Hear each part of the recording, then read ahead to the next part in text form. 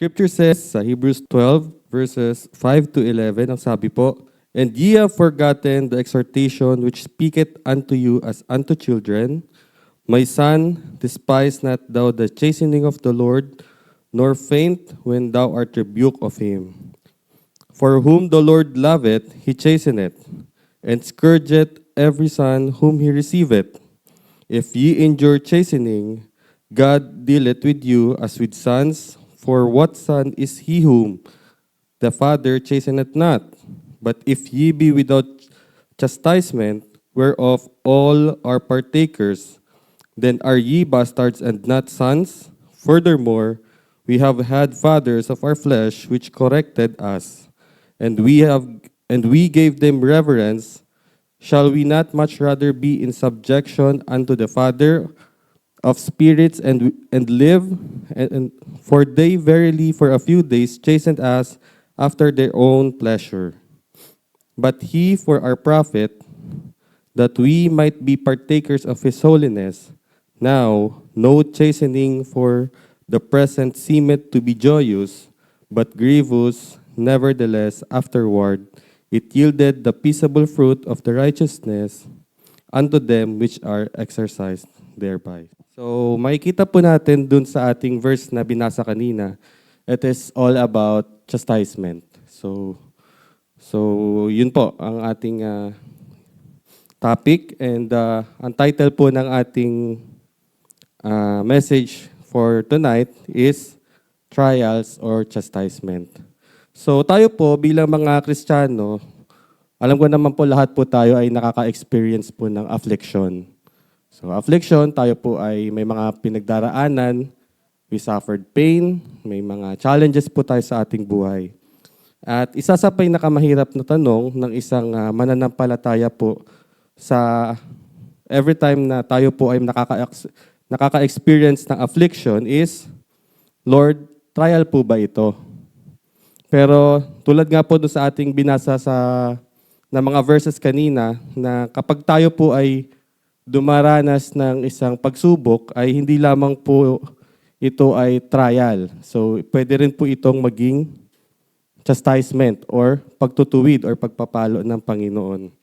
So halimbawa na lang po, tayo po ay nakakaranas ng sakit. Tayo po ay nawalan ng trabaho. We have broken relationship with your family or friends. O may mga biglaang problema po tayo na dumadating sa atin. Automatic na tanong po natin sa ating mga sarili is, yun nga po, tayo po ba ay nagkasala sa Panginoon? Ako po ba ay nagkasala? Pinaparasuhan ba ako ng Diyos? O sinusubok lang yung faith ko? So yun po yung mga tanong na usually na pumapasok po sa atin every time na dumadaan po tayo sa pagsubok. Ngayong gabi po, we will not just answer the question ng emotionally, but we will base yung ating sagot sa salita ng Panginoon. At makikita po natin dito, syempre, we will see yung sovereign grace ng ating Panginoon. So, hindi po aksidente na tayo po ay may mga pinagdadaan ng pagsubok.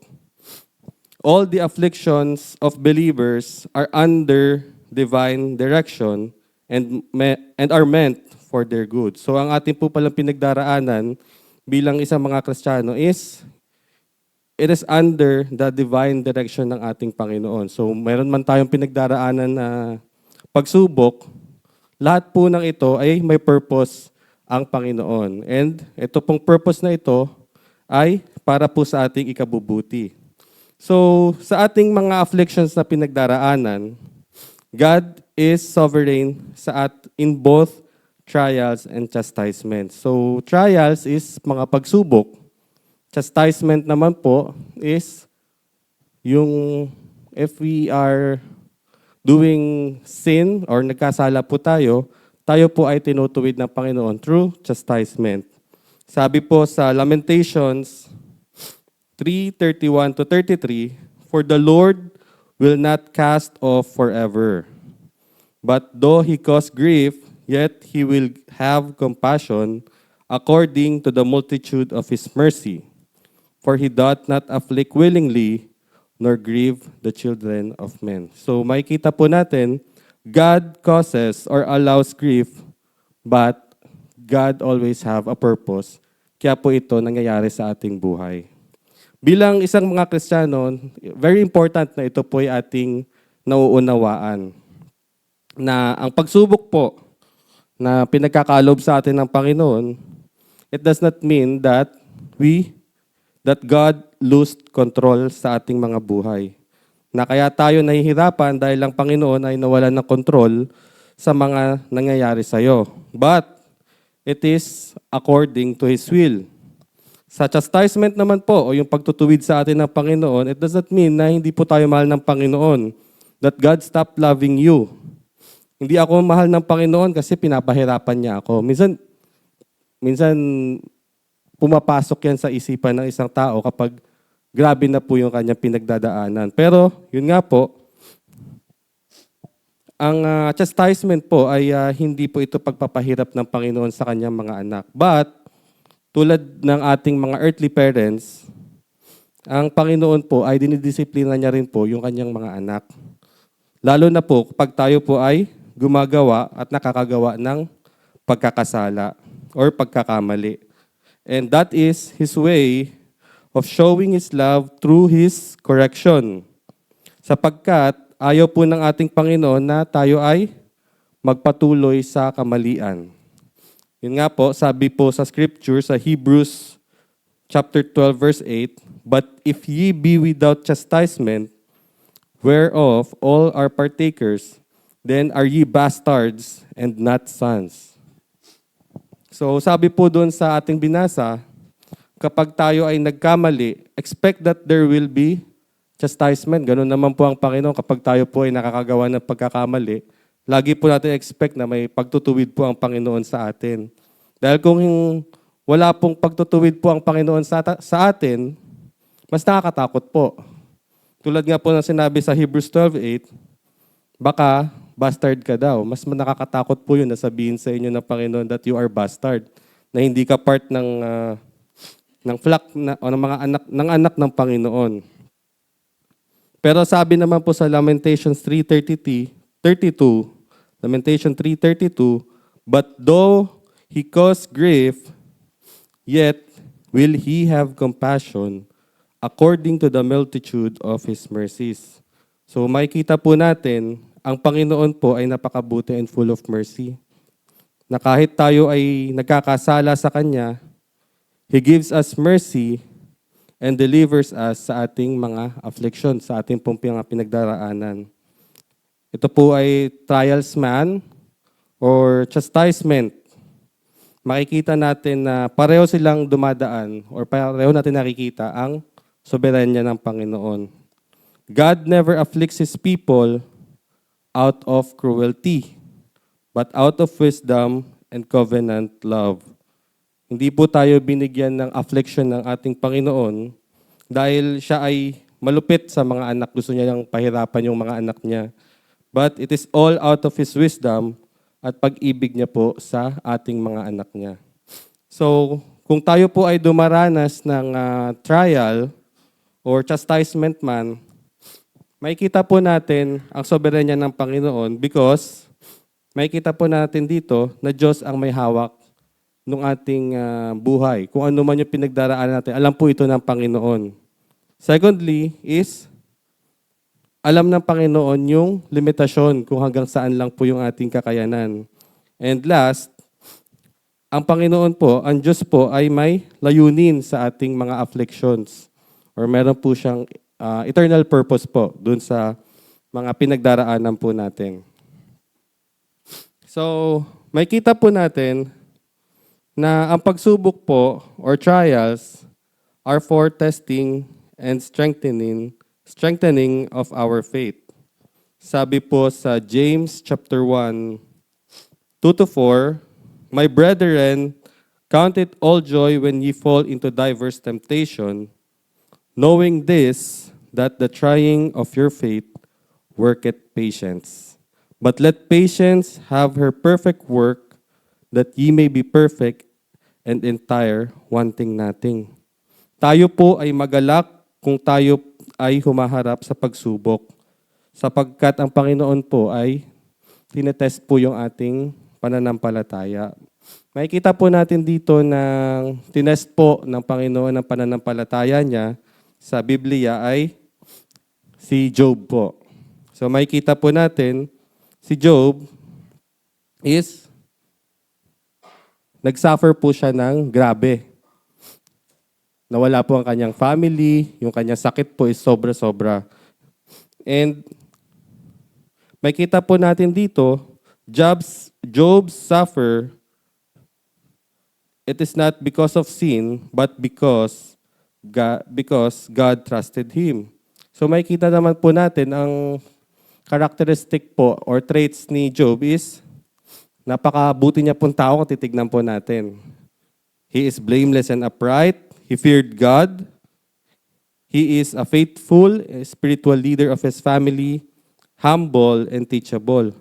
Pero makikita po natin kahit hindi po siya gumawa ng kasalanan sa Panginoon is sinukat po yung kanyang pananampalataya. Kaya makikita po natin doon sa pinagdaanan po ni Job ay hindi po because of sin kaya po siya ay nagsuffer ng affliction. It is because ang Diyos wants to test his faith. Kaya makikita po natin sa buhay ni Job na hindi po porket tayo po ay nagkasakit is tayo po ay nagkasala na po. Minsan, it is a test of faith kaya po natin pinagdaraanan yung mga bagay na meron po tayo. Tulad po ng karamdaman. Kaya yung pagsubok po ay hindi po ito para lang tayo po ay to destroy us, to discourage us. But yung ating pong trials na ating pinagdaraanan po ay para mas tayo po ay lumalim sa salita ng Panginoon. Mas lumalim para po sa Panginoon. Paano po natin makikita na ang ating pong pinagdaraanan po ay isang trial? Kasi po, ang i-differentiate natin ngayon kung yung ating affliction po ba is a trial or isang chastisement. It is a trial kapag walang tinuturo ang Holy Spirit na unconfessed sin. So, if tayo po ay niligtasan ng Panginoon, we have Holy Spirit. And malalaman po natin na tayo po ay nagkasala if we have conviction. Pinapalakas ang prayer life mo. Mas lalo tayong lumalapit sa Panginoon. And lastly is, mas lalo po tayong nagiging dependent sa ating Diyos. Through trials, tayo po ay sinusubok ng Panginoon at tayo po ay mas lumalalim po sa Panginoon. Sabi nga po sa 1 Peter chapter 1, verses 6 and 7, wherein ye greatly rejoice, though now for a season, if need be, ye are in heaviness through manifold temptations, that the trial of your faith being much more precious than of gold, than perisheth, through it be tried with fire, might be found unto praise and honor and glory at the appearing of Jesus Christ. So sinabi po ni Peter dito na bilang isang mananampalataya, may dahilan pa rin tayong magalak kahit po tayo ay dumaranas ng panandaliang paghihirap. So panandalian lamang po, hindi po siya permanent, itong pagsubok na meron po tayo. Ang mga trials na ito ay for a season, hindi permanente. Pinahintulutan ng Diyos ang pagsubok kung may layunin. Sabi nga po sa verse 6 is, if need be. Katulad ng isang ginto na dinadaan sa apoy para luminis, ang pananampalataya po natin ay sinusubok para maging mas dalisay at mas mahalaga kaysa sa ginto. At makikita po natin sa huli, ang resulta ng pagsubok na ito ay, syempre ito po yung magbibigay ng papuri, karangalan, and of course, kaluwalhatian sa ating Panginoon. Hindi sayang ang trials because ang ating pong mga trials na pinagdaraanan is, it has an eternal purpose sa Panginoon. So chastisement naman po tayo. So ang trials po, nakita po natin na it is a test of our faith, and through these trials, tayo po ay mas lumalalim sa Panginoon. How about naman po ang chastisement? So chastisement is for correction and restoration. Hebrews 12:6, for whom the Lord loveth, He chasteneth, and scourgeth every son whom He receiveth. So makikita po natin dito, ang chastisement po ay hindi lamang po galit ng Diyos, but ito po ay disiplina ng Ama. So, opo, galit po ang Panginoon sa kasalanan. Pero sa kanyang mga anak, ito po ay ang kanyang way ng pagdidisiplina sa kanyang mga anak. So God's correction are proof of sonship and not rejection. Isa pong biblical example ng pagpapalo or pagtutuwid ng ating Panginoon is si David. Lagi po siyang tinutuwid ng Panginoon kasi lagi po siyang nagkakasala. So makikita po natin, sabi po sa Psalm 32:3 and 4,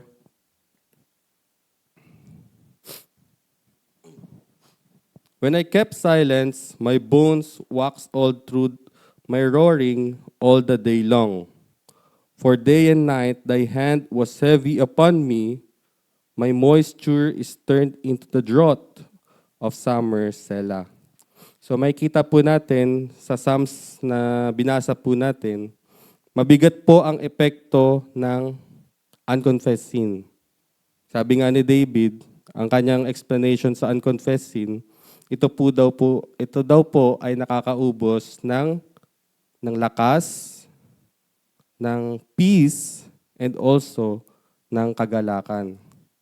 So ang naramdaman po ni David ay hindi lang po pagpaparusa, kundi it is a blessing na siya po ay ibinabalik ng Panginoon para po maitama ang relasyon niya sa ating Panginoon.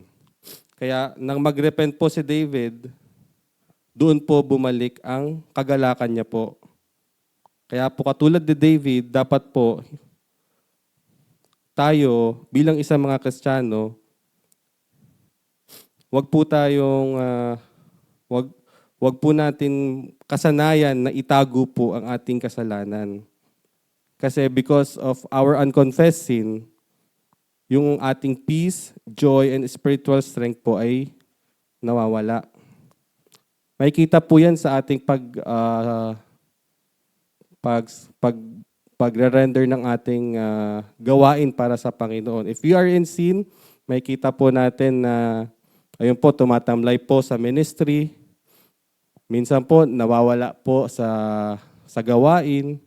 Kaya it is very important na tayo po ay kino-confess natin ang ating sin sa Panginoon. And ito po yung pinakamahirap po na gawin actually, kung tayo po ay in sin, ito po yung mahirap i-confess sa Panginoon. Minsan, ano pa po tayo dyan parang ayaw pa po nating sabihin sa Panginoon when we are in prayer. Minsan, sa takot or hiya nating sabihin sa Panginoon, hindi na po tayo nananalangin, which is mali po yun.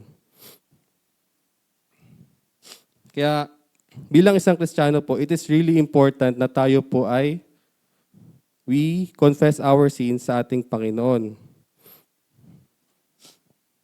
Dahil when we confess ang ating sins sa ating Panginoon, it gives freedom at ang ating pagsisisi ay nagbubukas ng daan sa forgiveness at restored joy. So, kung hindi po natin aaminin or sasabihin sa ating Panginoon that we have sinned, yung ating pong service para po sa Panginoon is hindi po siya katulad nung dati na tayo po ay excited, tayo po ay nagagalak when we serve the Lord. Ito po ay nawawala. Siyempre, tulad nga po ng sinabi ko kanina, without the confession ng ating kasalanan sa Diyos, there is no restoration. There is no forgiveness. Kahit sa atin naman po kapag tayo po ay nakagawa ng di maganda sa iba, kapag tayo po ay hindi hihingi ng forgiveness, tayo po ba'y papatawarin nung ginagawan po natin ng kasalanan? Siyempre hindi po. Ganon din po ang ating Panginoon. Pero it does not mean na hindi po alam ito ng Panginoon that we have sinned sa Kanya. We have to repent sa Panginoon upang tayo po ay patawarin niya. Because the Lord knows kapag tayo po ay nagkakasala. Siya nga po ay God, because God is sovereign. Kaya lamang po natin kailangan sabihin ito sa Panginoon is para po is maitama yung ating relasyon sa ating Panginoon. Paano po natin makikita na tayo po ay yung ating pong mga affliction or ating pong pinagdadaanan ay isang chastisement or tayo po ay tinutuwid ng Panginoon? Una po, makikita po natin na tayo po ay pinapakita ng malinaw ng Holy Spirit that we have sinned. Kaya very important po na bilang isang Kristiyano is to check ourselves. Kung ano po ba yung ating estado, kumusta po ba ang ating spiritual life. And pangalawa po is, yun nga po, we are convicted na tayo po yung nagkasala. And of course, we are in chastisement. Hindi lamang po tayo pinaparusahan ng Panginoon. Of course, dapat nakikita natin that tayo po ay yung ating goal is to ask for forgiveness sa ating Panginoon. Sabi nga po sa 1 Corinthians 11, chapter 31 and 32, "For if we would judge ourselves, we should not be judged. But when we are judged, we are chastened of the Lord." So, sinabi po sa talatang ito na kung tapat po nating i-examine ang ating mga sarili at aaminin po natin na ating mga pagkakasala sa Panginoon, hindi na kailangan panghatulan o disiplinahin tayo ng Diyos. Pero kapag ayaw naman po natin mag-self-examine or humingi ng repentance or mag-repent sa Panginoon, pinahihintulutan ng Diyos ang chastening or ang pagpapalo para ituwid at ibalik tayo sa tamang landas. Self-judgment leads to mercy. God's chastening leads to correction. So napakabuti po ng ating Panginoon, no? Kasi kapag tayo po ay nagsisisi or we ask for forgiveness sa ating kasalanan, siya po ay He gives mercy sa atin po. Pero kung tayo po ay mananatiling matigas, tayo po ay mananatiling doon sa ating pagkakamali, tayo po ay itatama ng Panginoon. How to discern trial or chastisement. So very important po na tayo po ay alam po natin if yung ating pong pinagdaraanan if it is a trial or isang chastisement. Question 1 is there unconfessed sin? So kung tayo po ay may pagkakasala sa ating Panginoon, kung meron po tayong unconfessed sin, probably it is a chastisement or pagpapalo, pagtutuwid ng Panginoon. Pero kung wala naman po, possibly it is a trial po. Sabi nga po sa Psalm 139 verses 23 and 24, "Search me, O God, and know my heart. Try me and know my thoughts. And see if there be any wicked way in me, and lead me in the way everlasting." So makikita po natin dito sa Psalm na ito that David humbled himself sa Diyos. Humiling siya na suriin ang kanyang puso at ang kanyang isip dahil alam niya na mas kilala siya ng Diyos kaysa sa sarili niya. Ito po yung panalangin ni David is a self-examination and pag-surrender sa Panginoon. Hinihiling niya na ituwid siya ng Diyos at akayin siya sa tamang path. Sana po tayo po bilang isang Kristiyano is ganito din po yung ating prayer. A prayer that we ask God for correction. At hindi lamang po mostly just to comfort us. Mostly, ang ating pong prayer is we always ask for something sa Panginoon. We ask for sa ating pangangailangan. We ask for many things. Pero di naman po yun masama. Pero when we ask something para po sa ating sarili, para po sa ating spiritual, sana po maisama po natin na when we pray, when we ask God, may we ask for correction para kapag tayo po ay nagkakamali, when we are in sin, tayo po ay guided po ng ating Panginoon. Next po is, paano po natin malalaman if trial or chastisement, what is God producing? Kapag po tayo ay in trial, ano po ba ang pinoproduce ng ating Panginoon dito? The Lord produces sa mga Kristiyano ng endurance. Kasi kung tayo po ay sinusubok ng Panginoon, marami pong affliction na sa tingin po natin ay hindi po natin kayang lampasan.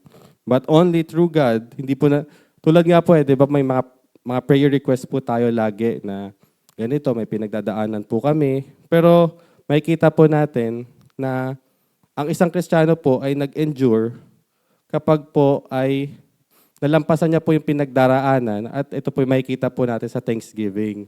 Gayon din po, may kita po natin na ang isang pong Kristiyano ay through trial, it gives him humility. Kasi po, ang isang Kristiyano dapat po hindi mapagmalaki. Dapat po ang isang Kristiyano ay lagi pong nakasandal or lagi pong nakatingin at nagtitiwala po sa Panginoon.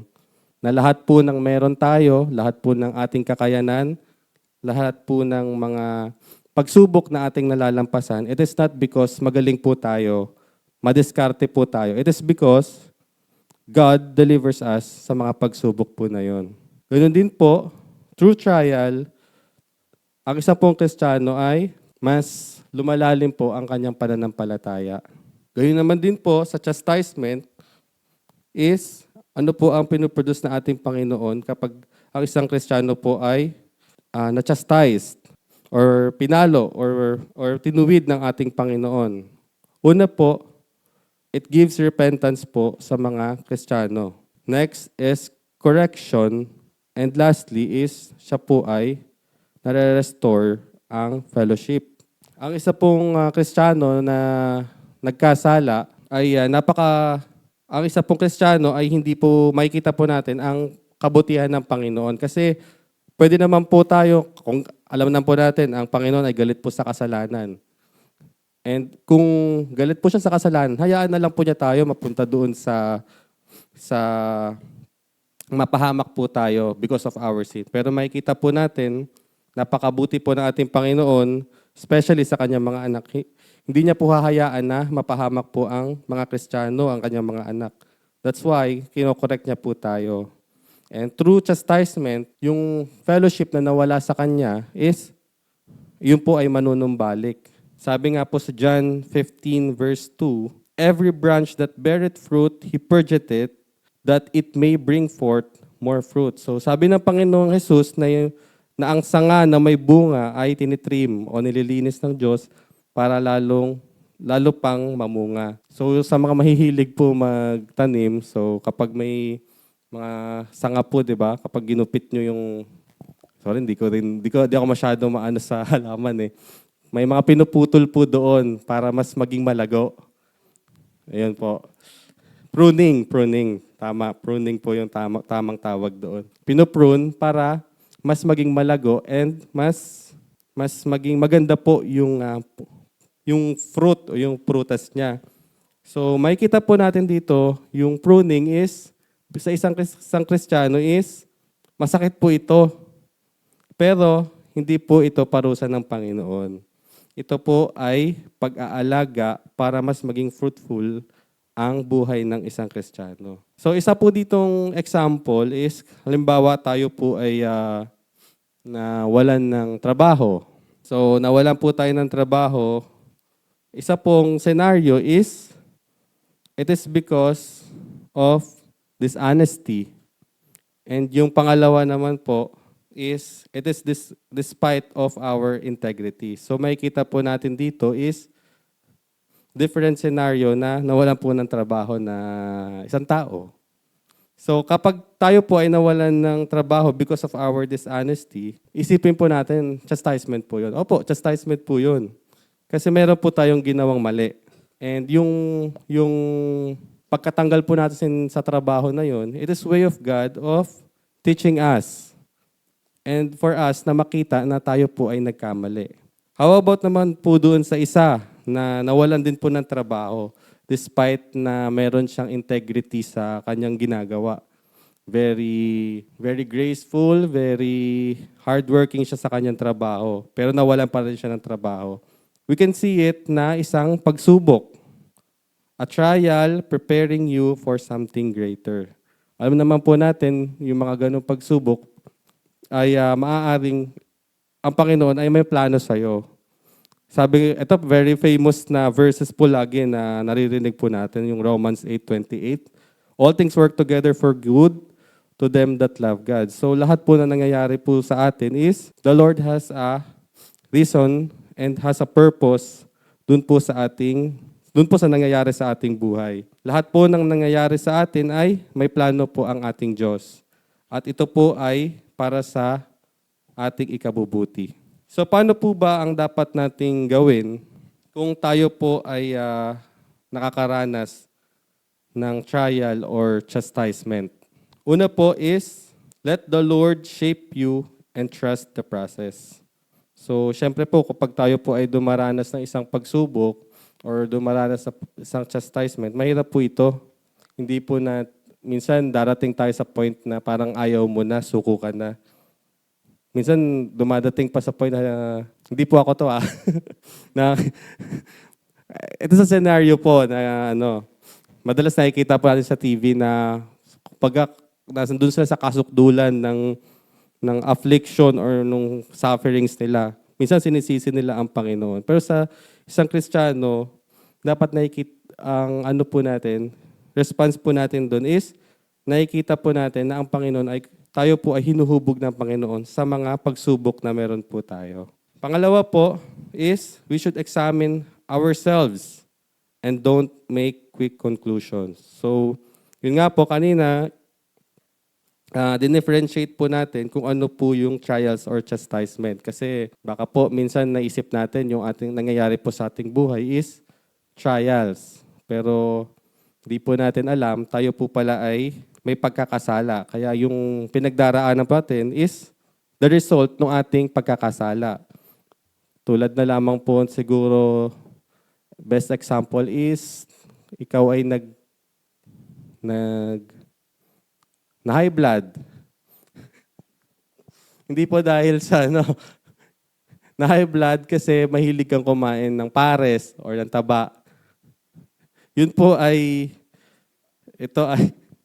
ito po ay result nung mga ginagawa mo. That's why kaya meron kang hypertension. Diba? Yan, sa may gout. Siyempre, di naman sasakit yung paa mo kung hindi ka kakain ng mga bawal. So parang ganun po. That's why we should have to examine ourselves kung tayo po ay may kasalanang nagawa. And we have the Holy Spirit para po malaman po natin if we are in sin or hindi po. And lastly, trust God's sovereignty even facing affliction. So, ang ating pong Panginoon is, alam po natin na He is in control of everything. Alam po natin na alam po ng Panginoon lahat po na nangyayari sa atin. Kaya meron mang mga pagsubok tayong pinagdaraanan, sana maging encouragement po sa atin na bagamat tayo po ay nahihirapan, tayo po ay nakikita ng Panginoon. What we just need to do bilang isang mga Kristiyano is magtiwala po sa ating Panginoon and to do what is right sa harapan po ng ating Panginoon. Sabi nga po sa Hebrews 12:11, now, no chastening for the present seemeth to be joyous, but grievous, nevertheless afterward, it yielded the peaceable fruit of righteousness unto them which are exercised thereby. So makikita po natin na yung ating yung trials po na ating pinagdaraanan, it proves yung ating pananampalataya sa ating Panginoon. While ang chastisement naman po or ang pagtutuwid ng ating Panginoon sa mga Kristiyano, ito po ay it purifies your walk as a Christian.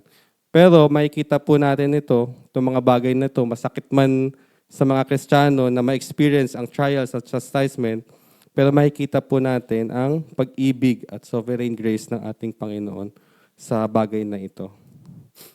If this is a correction, let's ask for repentance. Kung ito naman po ay trial, tayo po ay humiling o manalangin para sa endurance na ito po'y malampasan natin ang pagsubok na pinagkalob sa atin ng Panginoon. Pero tulad nga po na sinabi ko kanina, even ito po ay trial or correction or chastisement, nawa makita po natin ang sovereign grace ng ating Panginoon. Nawa sa gabi pong ito ay nakita po natin what is the difference po ng trials and chastisement that we can easily, Lord willing, ay pagkalooban tayo ng Panginoon na to differentiate kung yung ating po bang dinaranas or yung ating afflictions is a trial or a chastisement at hindi po tayo ma-confuse every time na meron po tayong mga ganitong pagdaraanan. Kasi wag po natin nawa isipin na kapag may suffering pagsubok lang to ng Panginoon. Pero yun nga po, meron din pong chastisement ng Panginoon sa mga pagkakamali po natin. Nawa, we should be able to differentiate the difference po ng trials and chastisement.